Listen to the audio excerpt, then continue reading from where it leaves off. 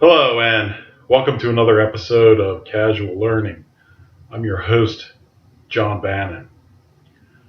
So, what's the deal with the uncaused?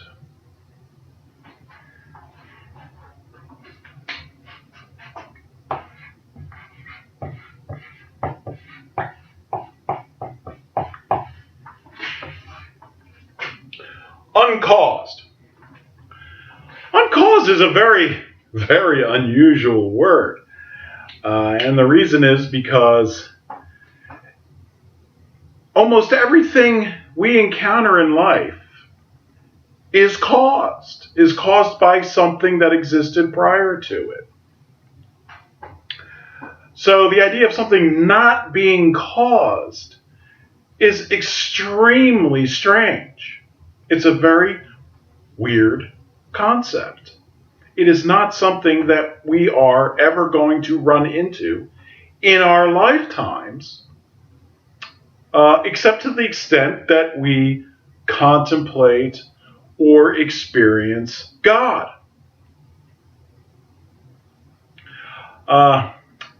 If you're going to give a definition to God, the best definition would be the uncaused metaphysical reality.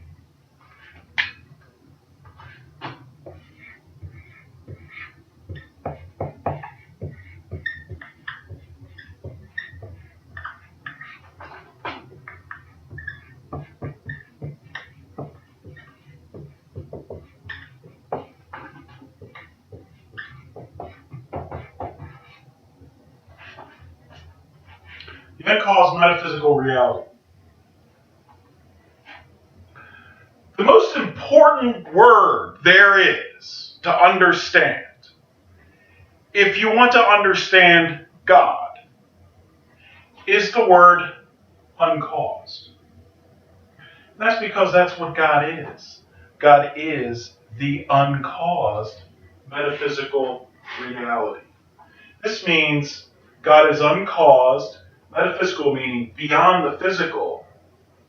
That means God is not made of matter or energy or space-time or any created thing. And he's real. Meaning he's a real thing. It's not just some sort of idea. God is real. So God is the uncaused metaphysical reality. And this is in line with what the Bible says. God introduced himself as I am who am to Moses. And I am who am means the uncaused God. So this concept of uncaused is key, really the key to understanding God.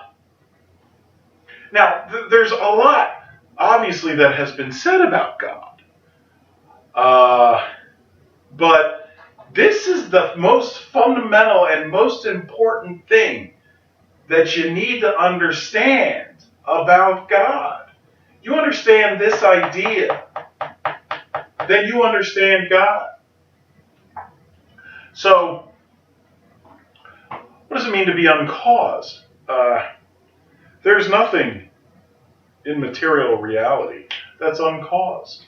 Everything has its cause, whether it's matter or energy or space-time or gravity or anything that goes on in time that derives from those things. Those are all caused, all of them. There was always a prior time when they didn't exist, and something must have caused them to exist. They're caused things. The uncaused is something that it's beyond time. It's beyond material reality. It's a metaphysical reality, meaning beyond the physical reality. So, an uncaused thing is not subject to time.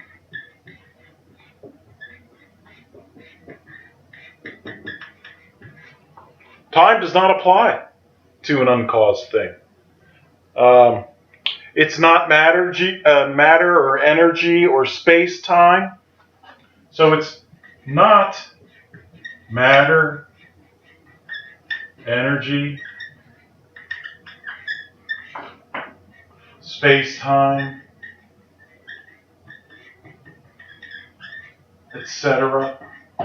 It's not material. It causes the material. The Big Bang, which created the universe, was caused by God, the uncaused. The cause of the universe was not something that itself was caused. It wasn't matter, energy, or space-time. It was God. It was the uncaused that caused the universe.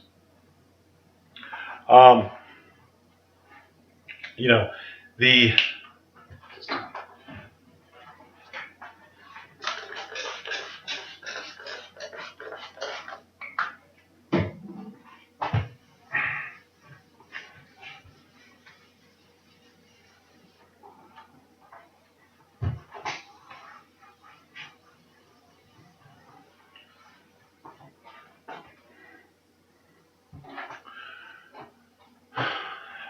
if you look at our universe, the Big Bang and forward, and you ask yourself, well, what is this stuff? What is this stuff made of? You can classify it into particles and subatomic particles and energy, like photons and neutrons and atoms and molecules and quarks and things like that. But ultimately, what are those things? What are they made of? And the answer is, they're really not made of anything. It appears to be basically that material things, particles, energy, is really just moving fields of nothing, really. So, what is the universe really? It's fields of moving nothing. So there are fields of moving nothing. Okay, so what does it all come down to? What is it all made of? It's not made of anything. It's nothing. It's made of nothing. But it moves. That's what creates it. It moves. So nothing doesn't move. Nothing can't move. So nothing doesn't move.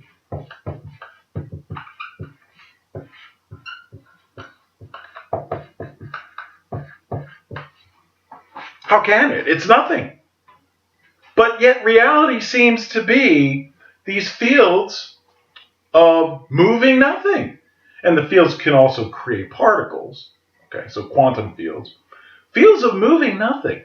But nothing itself can't move. There's nothing that could make it move. It's nothing. So you have reality, which is these fields of moving nothing, and yet they're moving. So what's making them move? And the answer is the uncaused God is making it move. God is the prime mover of material reality. God is a metaphysical reality, meaning beyond the physical. You're not going to be able to see him. But is there nonetheless, because how does these fields of nothing possibly move? How could that happen? Well, there has to be a God moving it. That's the only way it can happen. So God is a metaphysical being. You can't see him, but you know he's there because you have fields of nothing moving, and nothing shouldn't move. So something's making it move. That's God, the metaphysical reality. The uncaused reality that's making these fields of nothing move. And because they move, they become something. And that's what material reality is. It's God moving nothing, thus turning it into something. Because whatever you look at, matter, energy, space, whatever, it's all moving. It's all moving.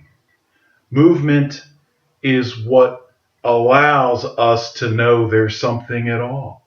If things never moved at all, you would never be able to tell that it was even there, because it's not there.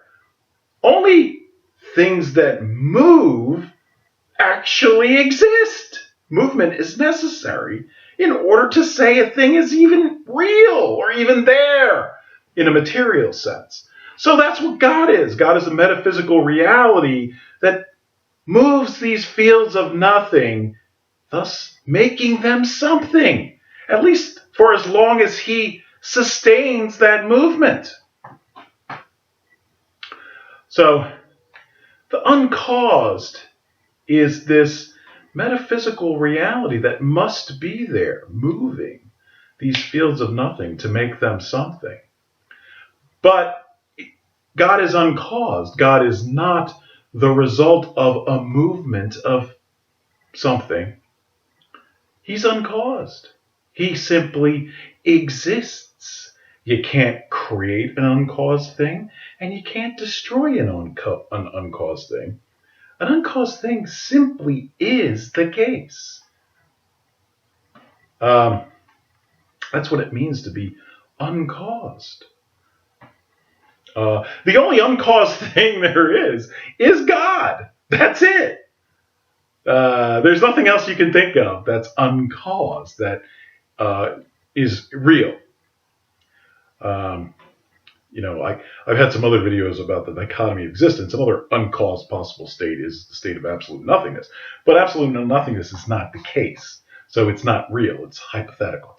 But besides that, the only other uncaused thing that you can possibly think of is God. Now, why is God different than just the universe?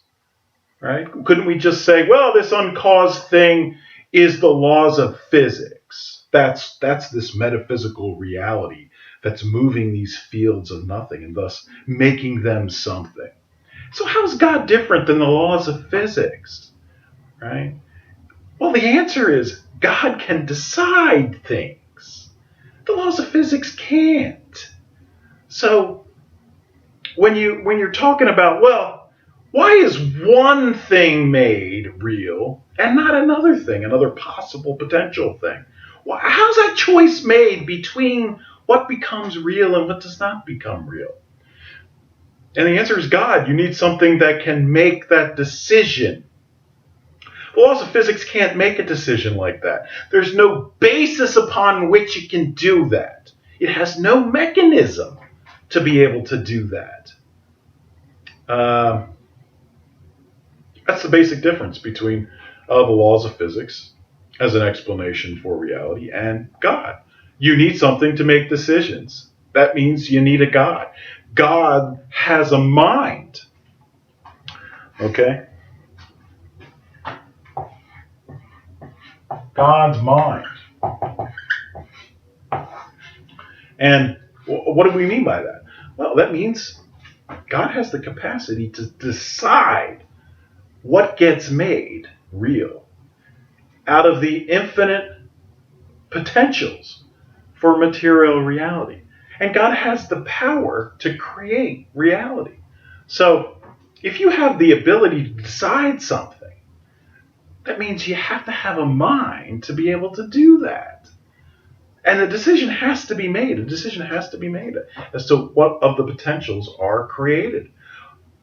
If otherwise, you're stuck with this situation if you're just saying, well, it's just the laws of physics. And I could say to you, well, how come it's this particular universe and not another particular universe? How is that decision made?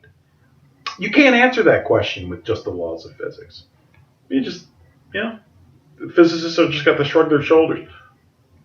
We don't know. Because you can't make that decision with the laws of physics. It simply is the laws of physics. But you can't explain why one laws of physics and not another one. Why is that? How's the choice made? Can't decide that without a God with his mind. A mind is what allows that to happen. That's why you need a God. The idea of a possibility or a potential for existence seems very real to us because we have minds that can think about possibilities and potentials. But in reality, where do those things exist? Because if they don't exist somewhere in reality, they're not real. Right? They're real in your brain, but in the universe, where are these potentials and these possibilities? Is everything fated to simply be one particular way? There is no such thing as a possibility or potential? Well, that seems wrong because it's a very arbitrary. Well, why does it this way and not another way? There's no way to answer that question without a God. So God's mind plays a very important role. God's mind contains the potentials for the creation of material reality. They're all in there. An infinite amount of potentials, uncaused potentials, are in God's uncaused mind. So if there's anything that can be made, God knows it and has the power to make it if God wants. So the idea of, well, are potentials real? Do they really exist in reality? And the answer is yes, they do. They exist in God's mind. That's where they're stored. They actually do exist, but in God's uncaused mind. And if there's no God's mind, then sorry, potentials aren't real because they can't possibly exist anywhere else. So the whole idea would have to be thrown out the window. There's no such thing as possibilities and potentials. They don't exist, even though your mind thinks they exist. If there's no reality in which they can exist, then they don't exist. But that seems awfully wrong, doesn't it? And again, without God, you can't answer the question, well, why is it this way and not another way? See, the other way is the potential, the possibility. Well, you know that the potential is in God's mind. So the answer is, well, it's this way because God decided to make it that way instead of the other way. The other way is, the possibility still is real. It's in God's mind. It's a real thing. He just decided not to do it that way or not to create that. So that's what God is. It's the uncaused metaphysical reality, the uncaused metaphysical reality, the storage house of potentials and possibilities for the infinite possibilities for material creation. So it's very important to understand this concept of uncaused and what that means and why you need an uncaused thing. You need an uncaused thing because everything else is caused, but something's got to start the caused things. And that thing itself cannot be caused. Otherwise you get a regression of things that have been caused and there's no end to it. That doesn't even make sense. So you have to have an uncaused thing capable of creating caused things. The key to understanding God is understanding the word uncaused. Very important word. The most important word when it comes to understanding God. You got to understand. And it's a very unusual word. Most people don't understand it at all or haven't even thought about it. But you do. If you want to understand God, that's where you start with that word, uncaused, and understanding what that means and the implications of it.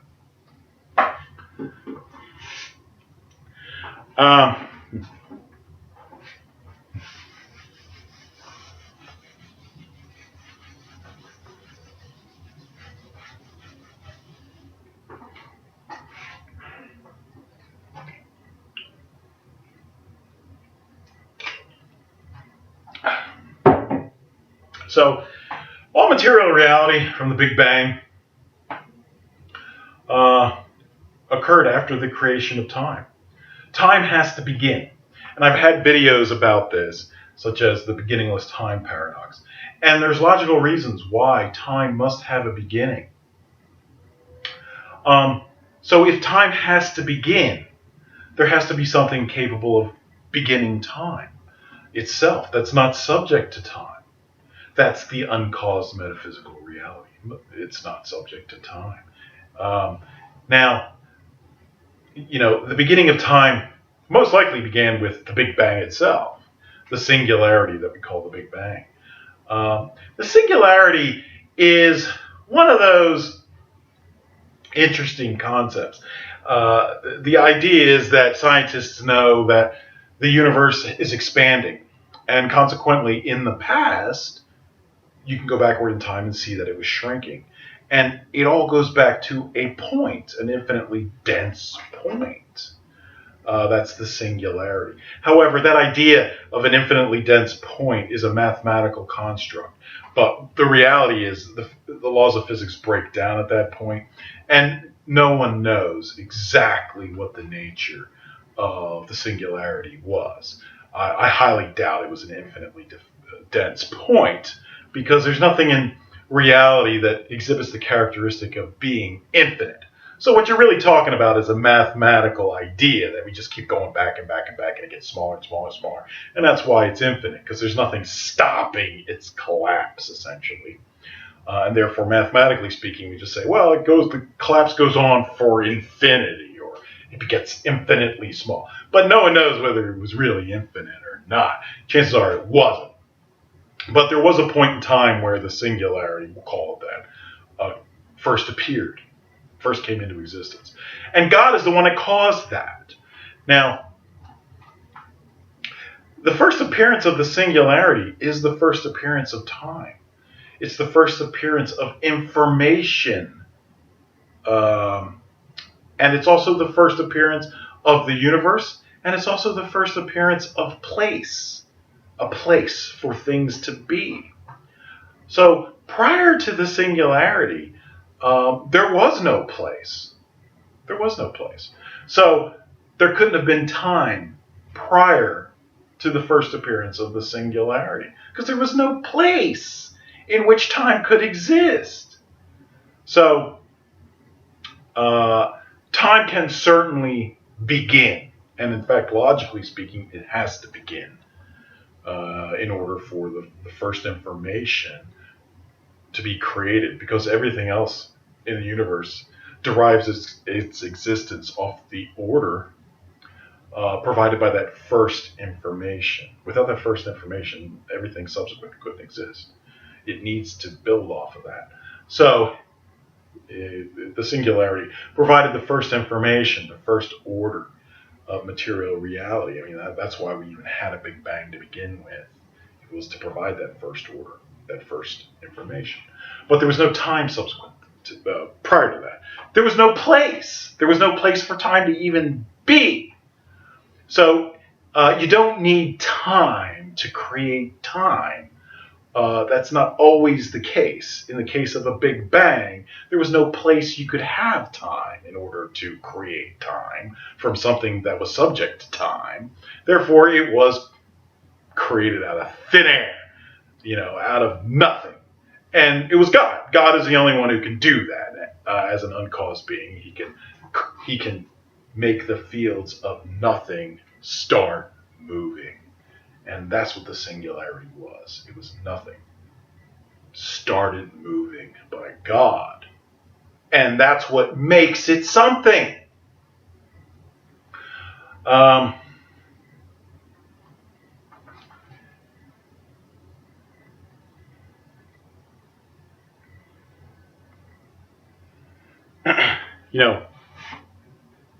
The idea of consciousness, we have consciousness, human beings have consciousness. And the question is, well, does God have consciousness? And the answer is no. God doesn't have consciousness, not like human beings have consciousness. And to understand that, you have to understand that consciousness itself is a derivative reality that our brains create in order for us to simplify our environments and to have some command over what's going on, some understanding of what's going on in the environment. So you have to simplify the environment, because the environment's, otherwise there's so much information coming at us, there's no way our brain could absorb it all. So consciousness is a derivative reality used to simplify our understanding of our environment and make it clear to us, but on a simpler level. God doesn't need that. God doesn't need that simplification of his environment. And that's because God knows everything. God is omniscient.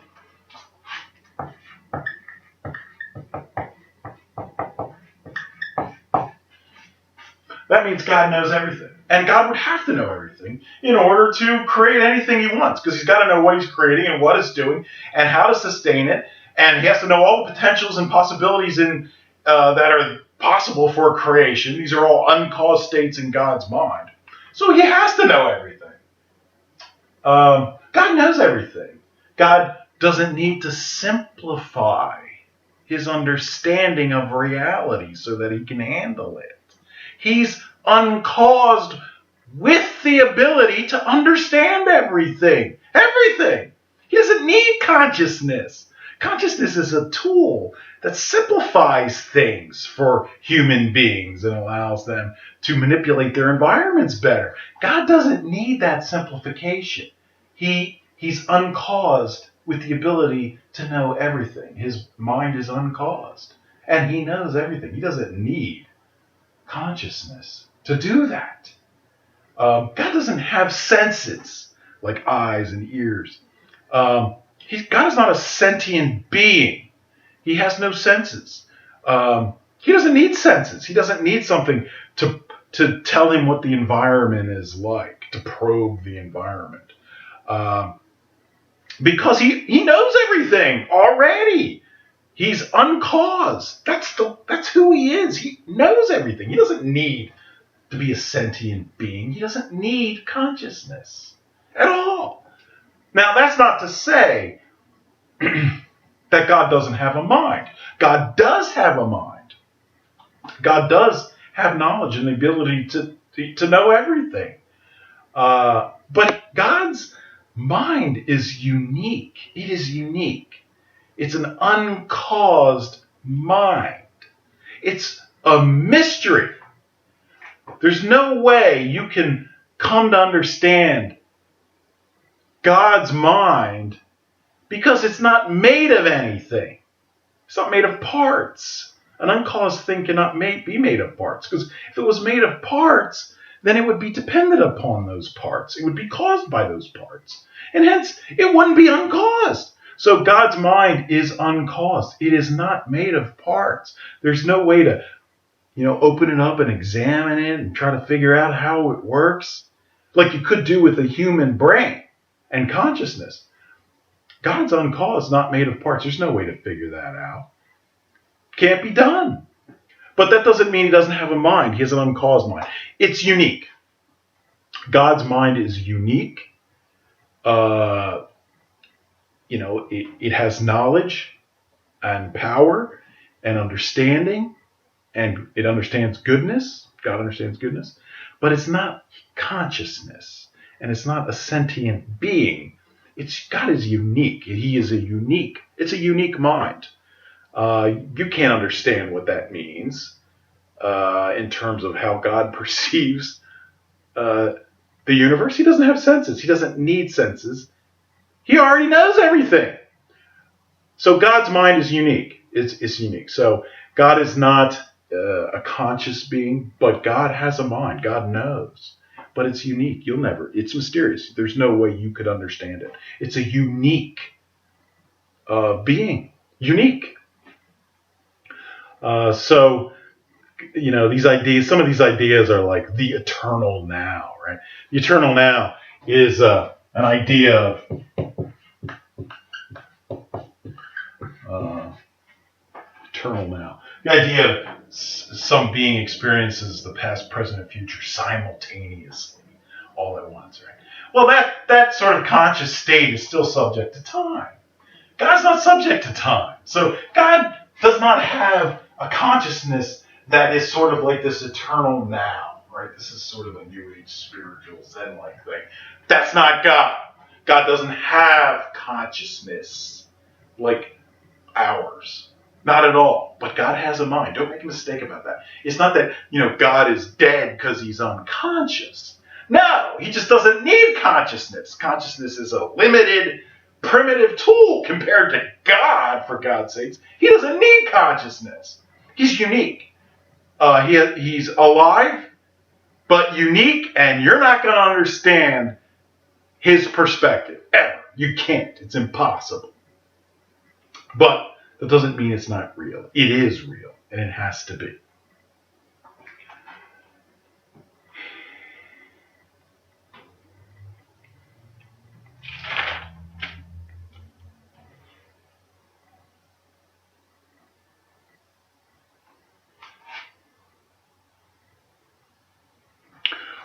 Okay, so to wrap up, if you want to understand God, what's the big deal with God? Who's God? Are all these people crazy? Why do they believe in this? I've never seen a God. You got to understand the word uncaused. Uncaused. And what that means. This is a word that's unfamiliar to most people. But you got to understand this if you want to understand God. And why would people believe in God? Right? You got to understand this. And there's an excellent chance you've never heard this word before or don't understand its implications or what it means. But once you do, you'll understand God and you'll understand why people believe in God. Now, not everybody who believes in God understands this concept. In fact, most of them probably don't. But this is really the key concept in understanding God.